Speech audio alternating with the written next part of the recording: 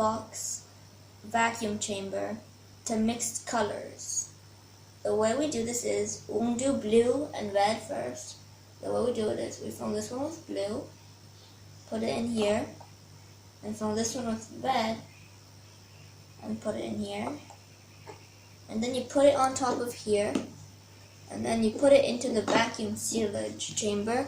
And to make sure no air gets in, then you close this off. Then to make it a vacuum, you need to pump, and the water should come out like it is. Then the cool part is that when you release the air, then it'll go into the cups, or into the syringes, or whatever you want to call them. And then you take this trash cup and squeeze it out on the water and dump out this water. And then you have made, well, a purple.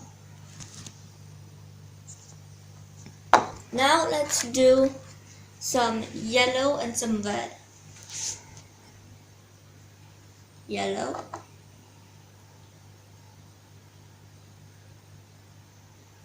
red, and if everyone knows this, which you should, yellow and red makes orange. Unless you're 5 years watching this. So then you close the air off so that the air cannot get in, and you pump, and the water should be coming out. And now, again, to get the water to go back into the syringes or things, you take the air in, and now you have a beautiful orange color to add to your eggplant purple. I like saying eggplant. It's fun. Next up, the only one we haven't done, we're doing each one twice. It's going to be blue and yellow. And again, for all of those of you who know colors, which you should, that makes green. So this should be a very beautiful, like snake green.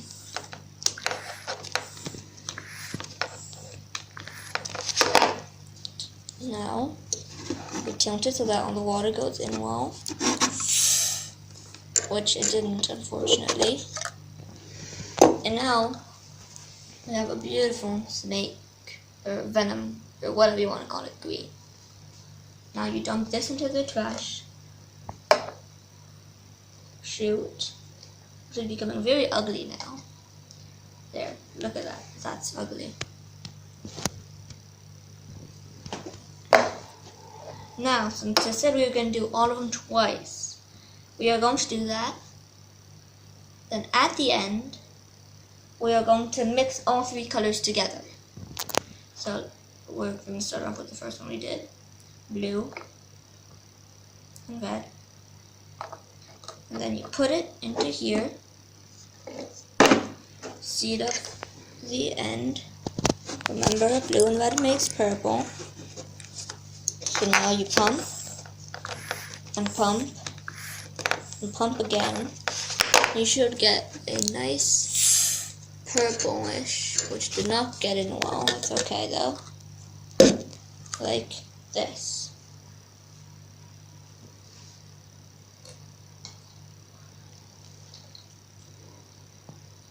Okay. Then the second color we did was, I believe, red and yellow. So then you put that in, seal off the end so that the air cannot escape the vacuum, and let the air get out. This makes a very beautiful orangey color. I don't know how to explain it. Take this and you add it to the rest. And then you add the cup, whatever was in the cup. And then the final one was, I believe, blue and yellow, which, for those of you who don't remember, makes snakish green. I'm not a color expert, don't judge me for that. Then you put it in. There's a leaf stuck to it. You put it in. You will see on the insert that the air can get out of the vacuum chamber, and you pump to get that beautiful green. Then we have now green samples. Dump into a cup. I'm going to show you the cup at the end. It's going to be very ugly, because that's what happens when you mix bad colors together, or good colors together even. And now for the last one, we're going to take a little bit of yellow, squeeze that in there, then grab red and blue, and put these in too. And now we are going to do a mixture of all three, which has not been done yet. Then you put this on the end, tilt it so that the yellow's over there, and squeeze. There's still a bit of red left in. Then shake it up, tilt it so that it goes there well. And you have like blackish gray. Like you can see there's a bit of green left, but you basically just have a blackish gray.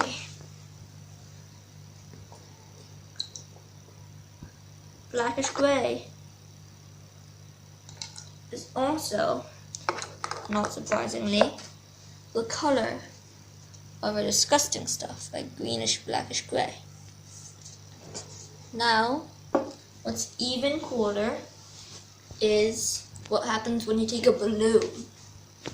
Now, I have a balloon. You have to try and get it to stick to the top so that it can take up all the space that's in the bottom, because otherwise it'll clog the bottom and the air can't get in. Then it just doesn't get as big as I want to show you. Ready?